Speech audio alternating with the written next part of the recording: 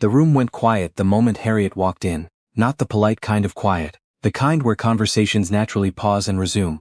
This was the other kind. The kind where 40 people suddenly find their wine glasses very interesting, where eye contact becomes something to avoid, where the silence itself tells you everything you need to know before a single word is spoken. Harriet Wolfe had spent 40 minutes getting ready for the Norwood Capital year-end party. She'd worn the green dress, the one her husband had once called stunning, back when he still said things like that. She'd driven downtown through December sleet because Liam had actually asked her to come this year. 7 years of excuses. 7 years of it's mostly a work thing and you'd be bored and next year I promise. And then 3 days ago out of nowhere, the party's Friday, you should come. Now she understood why. Liam Ashford stood near the floor-to-ceiling windows overlooking the harbor, and he was not alone. The woman beside him, younger, polished, her hand resting against his arm with the ease of long habit, looked up when Harriet entered. She didn't move away. You came, Liam said. His voice had that particular flatness that meant he was annoyed but trying to sound neutral. He didn't cross the room to meet her, didn't offer his hand, didn't kiss her cheek, just stood there, 7 meters away with another woman's hand on his arm. Harriet looked at that hand, then at his face, then around the room at the people who were very carefully not looking at her. Your assistant called to confirm, Harriet said. She said you were expecting me. Something shifted behind his eyes. I sent you a text. You sent it 20 minutes after I left the house. The woman beside him, Harriet would learn her name was Rochelle Fontaine, Junior Acquisitions Analyst, 3 years at Norwood Capital, promoted twice, didn't step back. She tilted her chin slightly the way people do when they've already decided how a situation ends. Lamb, someone said softly, an older woman at a nearby table. Harriet recognized her, Donna Ashford, her mother-in-law. Donna, who had come to every Christmas dinner for 7 years. Donna, who called Harriet sweetheart and meant it, or had seemed to mean it. Donna was looking at the tablecloth now. Next to her, Gerald Ashford, Liam's father. Gerald, who had recommended Harriet for her first professional mentorship 8 years ago. Gerald was looking at his drink, they knew. Harriet. Liam took one step toward her, lowering his voice. Don't make this a thing, she repeated. We were going to talk this weekend, were you? It's complicated, what Liam and I have, Rochelle started. I wasn't speaking to you, Harriet said, and her voice came out so calm that it surprised even her. The room was still. Someone's phone buzzed. A waiter froze near the drinks table. Harriet looked at Liam, really looked at him, and felt something cold and precise settle in the center of her chest. Like the moment a complex equation resolves. Like the last piece of a very long problem clicking into place. How long, she said. Not a question exactly. Liam looked at the floor. Harriet, how long? 18 months. 18 months. She did the math without meaning to. 18 months ago she'd been working late on the licensing deal that would change everything. 18 months ago Liam had started working longer hours, coming home quieter, touching her less. She'd thought he was stressed. She'd made him tea. She'd given him space. Your parents, Harriet said, not to Liam but to the general vicinity of his parents' table. Both of you knew. Donna finally looked up. Her expression was the face of someone who has been carrying guilt long enough that it's become part of their posture. Gerald said nothing. Harriet, please. Liam's voice shifted into something softer, more persuasive, the voice he used in meetings when he wanted someone to agree with him. Let's go outside and talk. No. She picked up her coat from where she'd draped it over a chair. File the papers, Liam, I'll sign. He blinked. He'd expected tears, she could see it, the way he'd braced for a scene, ready with all his practiced reassurances. He had no script for this. You don't want to, we should at least discuss. File the papers, she said again, and tell your lawyer to be thorough. I want this done properly. She walked out through the lobby and into the December cold. The harbor smelled like ice.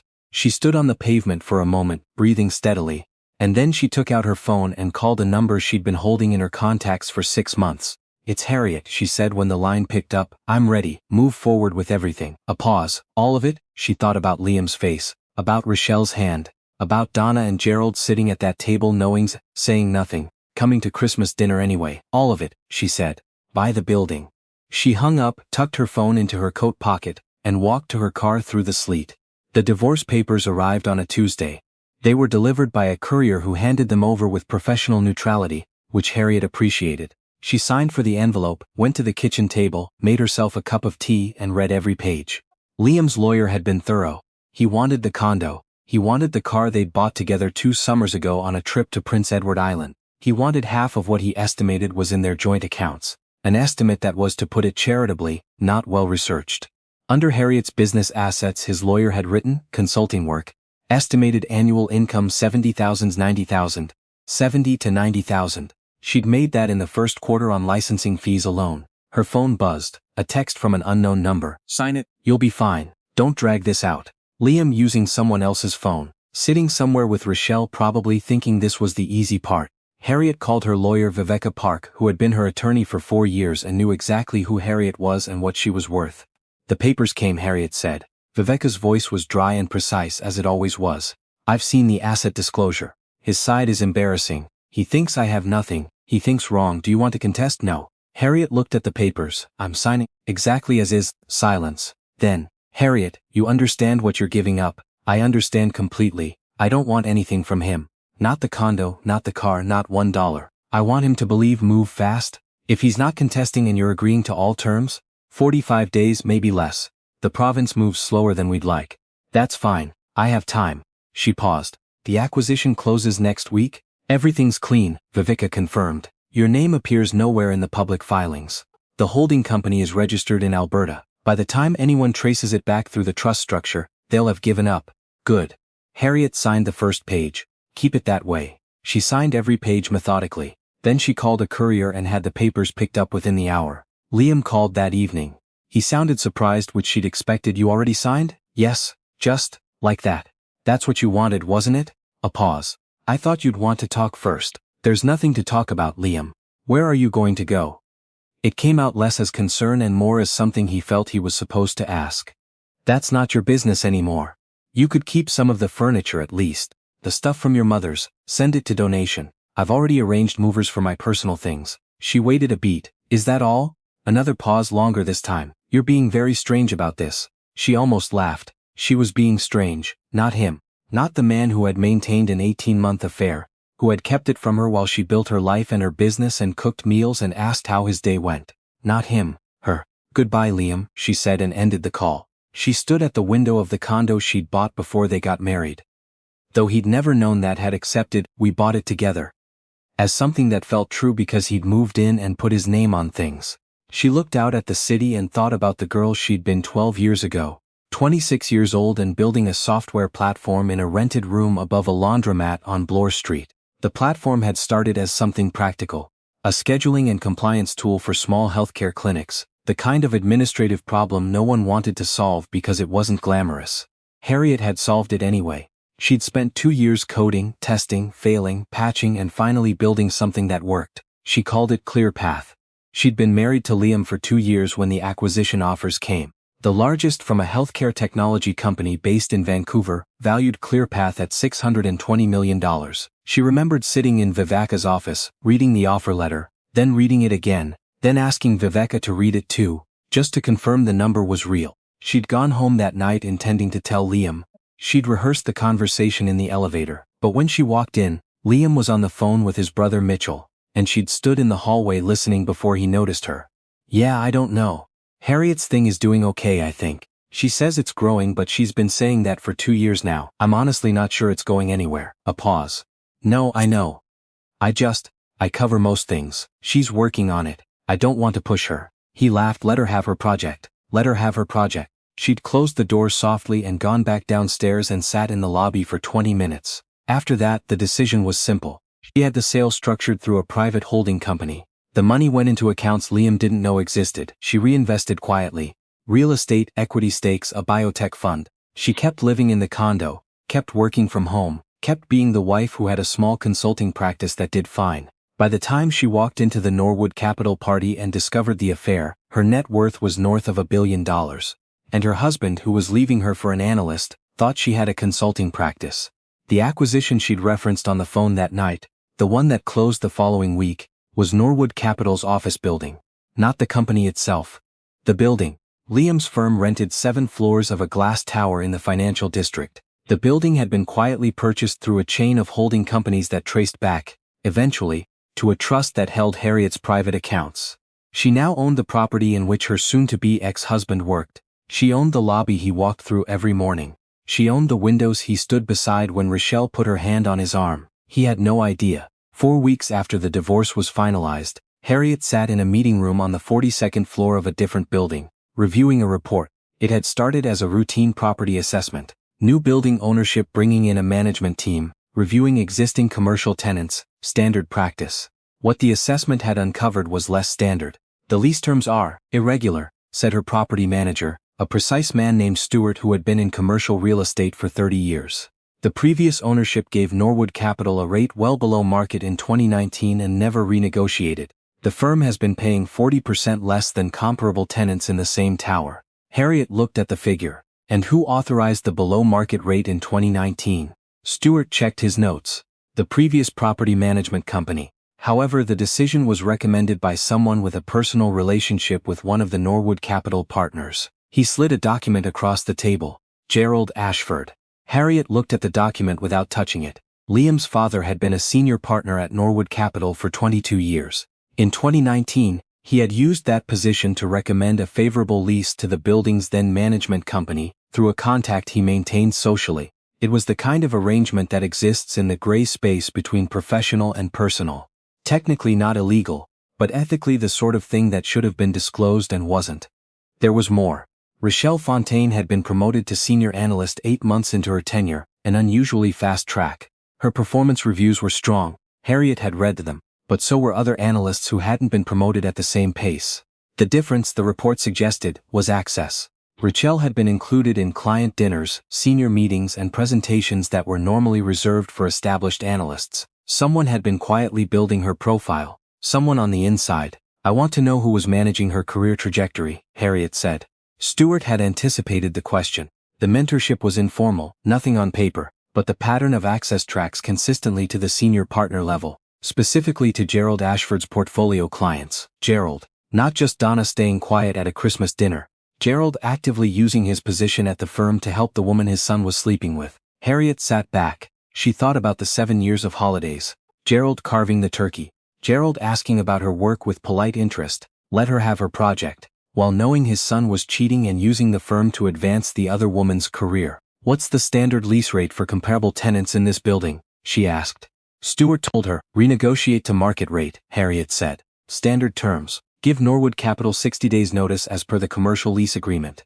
Stewart nodded carefully. That will represent a significant increase in their operating costs. I know, it's fair market rate, that's all I'm doing, charging fair market rate. She closed the folder. What other irregularities did the assessment flag?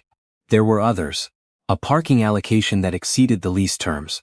A storage arrangement in the basement that had never been formally contracted. Small things, individually, but collectively they painted a picture of a tenant who had operated for years, as though the building's rules were optional. All of it could be addressed through standard property management practices.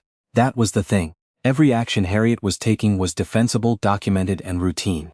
She wasn't inventing problems. She was simply managing a property correctly. She called Vivica that evening. How does it stand? Clean, Vivica said. The lease renegotiation is entirely standard. The ownership structure is airtight.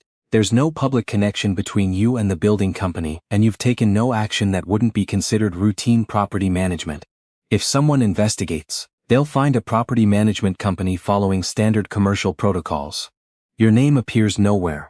A pause. Harriet, when do you want to surface? Not yet. She looked out at the city. Not until Liam understands what's happening.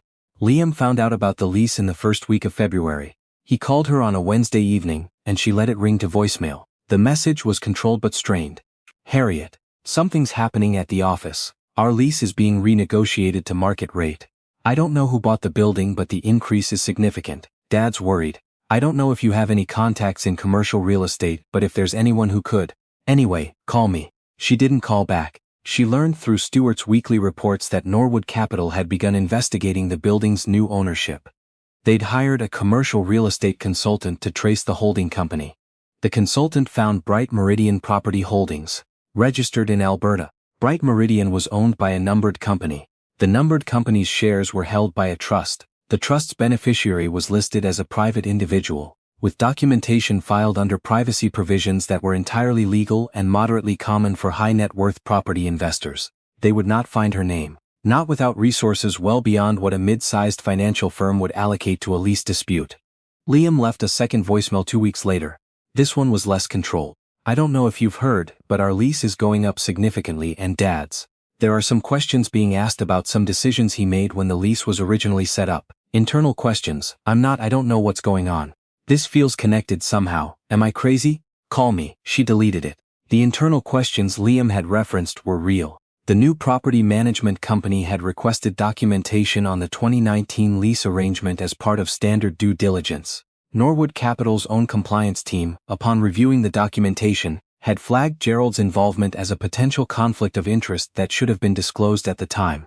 Gerald Ashford had not disclosed it. The compliance review was Norwood Capital's, not Harriet's. She hadn't initiated it. She had simply provided accurate documentation to the property management inquiry as required. The firm's own internal processes had done the rest. She received a call from Mitchell, Liam's brother, in mid-February. She almost didn't answer, then she did. "Harriet, hey." Mitchell sounded uncomfortable. He'd always been the one in the family who seemed vaguely aware that the way they'd treated her wasn't entirely defensible. "I wanted to reach out. Things are pretty rough over here, I heard. Dad's dealing with a compliance issue at the firm. It's not great. Mom's stressed. And Liam is?" A pause. "He's struggling." Rachel ended things. Harriet said nothing. "I just wanted to say, I know things ended badly, but whatever's happening with the building, if you know anything, or if you have any way to help, Mitchell." She kept her voice even. "Your father used his position at the firm to arrange a favorable lease through an undisclosed personal connection, and then used that same professional access to advance the career of the woman your brother was having an affair with. The compliance review is the firm's own process, not something I initiated. I don't have anything to do with it." Silence. Then, "Do you?" She let the question sit. "Harriet, does whoever bought that building know you?" "That's a commercial real estate matter," she said. "I'd suggest your father speak with legal counsel." She paused. "I'm sorry this is hard on your family, Mitchell.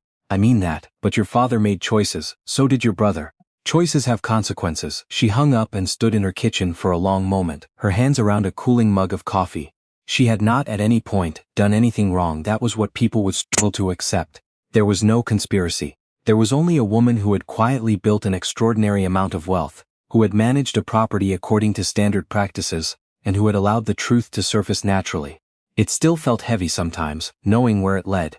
She wasn't made of stone, but she was done pretending she was. The meeting where Harriet revealed herself as the building's owner was not dramatic. That was perhaps the most satisfying part. Norwood Capital's managing partners had requested a meeting with the property ownership to discuss the lease terms. Stewart had scheduled it. Harriet had asked to attend in person, identified simply as a representative of the trust. She walked into the Norwood Capital boardroom on a Thursday afternoon in March, and she watched the moment register on each face in turn. Liam's was the most readable. The color drained. He looked at her, looked at Stewart, looked back at her, and she could see him working through the timeline in real time. The acquisition, the lease, the compliance review, the holding company. He hadn't been able to trace all of it. She could see him arriving at the answer like a man who has just solved a puzzle he didn't want solved. Gerald sat at the far end of the table. He looked older than he had at Christmas. Donna wasn't there. She didn't work at the firm, but the weight of her was present somehow, in Gerald's posture, in the way he couldn't quite look directly at Harriet. The managing partner, a woman named Patricia Delgado, who was not part of any of this and was simply trying to run a firm, looked at Harriet with professional composure and said, "Mrs. Wolfe, I understand you represent the property trust." "I am the property trust," Harriet said. "Bright Meridian Property Holdings is mine. I'm the sole beneficiary of the underlying trust." She placed a folder on the table. "I've brought documentation confirming the ownership structure. I thought it would be cleaner to address this in person." The room was quiet. "The lease terms I've proposed are standard market rate," Harriet continued. "I'm not asking for anything beyond what comparable tenants in this building pay. I've reviewed the existing arrangement, and while I understand it was convenient for your firm, it wasn't commercially reasonable. I'm simply normalizing it." Patricia Delgado maintained her composure admirably. "We appreciate the directness. There are obviously some questions about the timing. I purchased this building because it was a good investment opportunity," Harriet said. "I was aware that my ex-husband's firm was a tenant. I did not purchase it to create leverage. I purchased it because the price was right and the location is excellent." She paused. "The compliance matter your firm's internal team flagged regarding Gerald Ashford's 2019 involvement, that was initiated by your own compliance department, not by me. I provided accurate documentation when it was requested. The review was yours." Liam spoke then. His voice was careful, controlled in a way that was costing him something. "Did you know about the building when we were married?" "No. I identified it as an acquisition opportunity 8 months ago." She met his eyes. 6 weeks before the Norwood Capital party. He absorbed that. 6 weeks. She'd known about the affair for 6 weeks before she walked into that party. She'd known and she'd been calm, because by then she already had a plan. Harriet, he started. We can discuss the lease terms with your legal team, she said, redirecting to Patricia Delgado. I'm willing to allow a transition period, 90 days before the new rate takes effect, rather than the 60 days specified in the lease. That's the accommodation I'm prepared to offer. She closed her folder. I think that's everything. She stood, shook hands with Patricia Delgado, nodded to the room and left. Stuart caught up with her in the elevator. He had the expression of a man who had seen many things in 30 years and was filing this one away carefully. Well, he said. Yes, Harriet agreed. Liam came to see her in April. She almost didn't let him up to the apartment. In the end she did, because she thought she'd regret it if she didn't. There were things that needed saying, and she'd rather say them once in person and close the door permanently than carry them unsaid. He looked worse than he had in the boardroom. Thinner, more tired. He stood in her living room, her actual living room now, a place he'd never been, on the 14th floor of a building he didn't know she owned, and looked around at the life she'd built in parallel to the one he'd thought he understood. You were always this, he said, not quite accusingly. The hall, why didn't you? He stopped. Tried again. $600 million, Harriet. The Clearpath sale, $600 million. You were my wife. I was your wife, she agreed. That's exactly it. I was your wife. You had a project. You covered most things. She watched his face. Yes, Liam, I heard that call. He looked like she'd hit him. I wasn't going to tell you about the sale, she said. Not immediately. I needed to think. And then I listened to you tell your brother that I'd probably never amount to anything. And I thought, if he reacts like this to the idea of me doing well, what happens when he finds out I sold a company for more money than he'll make in his lifetime? She sat down. I thought it would destroy us. It did destroy us. You destroyed us. I kept a secret. You maintained an affair for a year and a half. He sat down, which she hadn't invited but didn't stop. Rochelle's gone, he said. She ended it when the firm started the compliance process. She said the whole situation was that my family had created a mess and she didn't want to be part of it. He laughed, a short hard sound. She was right, in a way. Dad resigned from the partnership. Did you know? I heard. He didn't want to go through a formal review. His lawyers advised him it would be easier. Liam rubbed his face. 32 years. He built his career at that firm for 32 years and he stopped. I know it was his own choices. I know he used his position in ways he shouldn't have. I know the compliance review was legitimate and not something you engineered. I know all that. He looked at her. I needed to say it out loud to someone. You're saying it to me, she said. That's a strange choice. You're the only person who I think actually sees all of it clearly. Harriet was quiet for a moment. Your father worked for 32 years and built a real career. The last 2 of those years he chose to compromise it. That's on him, not on me. She paused. I'm not trying to be cold about it, but I need you to understand that nothing that happened to your father happened because I engineered it. I bought a building. I charged market rate. That's all I did. I know. Do you know why I'm saying it again? He looked up. Because you need to hear yourself say it too. She hadn't expected him to understand that. Yes, she said quietly, sometimes. He was quiet for a while then. What was it like? Doing all of that, building the company, the investment, all of it, while I was coming home and asking if you'd remembered to call about the furnace?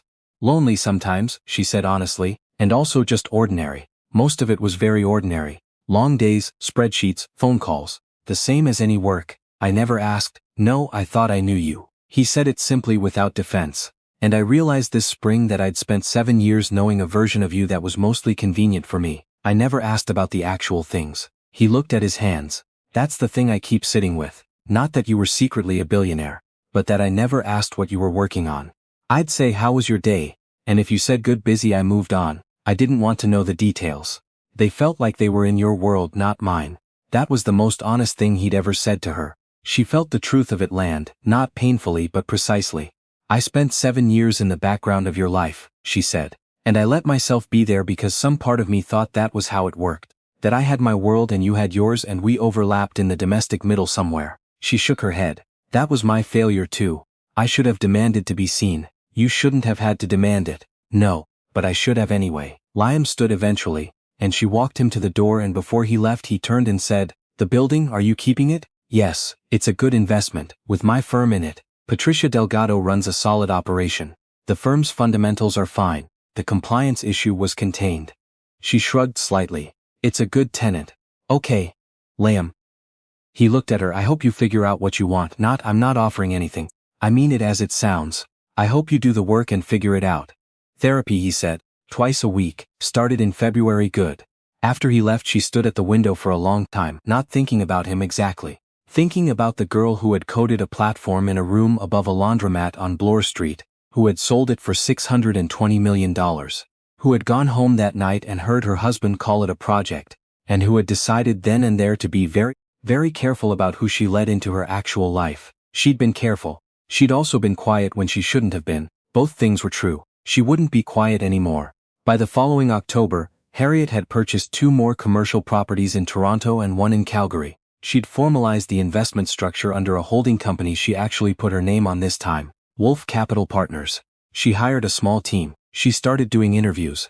The first profile ran in a national business magazine.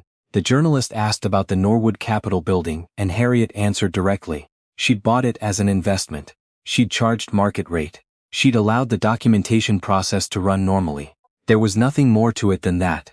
The journalist asked what she wanted people to understand about her story. I spent a long time being underestimated, Harriet said. At first because I was young and unknown.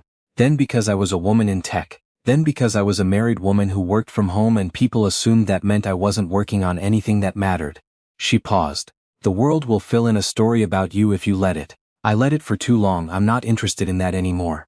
She wasn't seeing anyone yet. That was fine. She'd learned over the past year that she was genuinely good company for herself, which was not something she'd known before or had ever been given much chance to discover. She thought about that sometimes. The gift in it, unlikely as it was. Donna Ashford called her in November. Not Liam's number, not Gerald's. Donna's own phone. I don't expect anything from this call, Donna said immediately, which told Harriet she'd rehearsed it. I just needed to say, I'm sorry, not because of what's happening with Gerald or with the firm. I'm sorry because I knew and I sat across from you at dinner tables for 2 years knowing, and I told myself it wasn't my place and that was wrong. A shaky breath. That's all. I'm not asking for forgiveness. I just needed to say it. Harriet held the phone for a moment. Thank you, Donna, she said finally.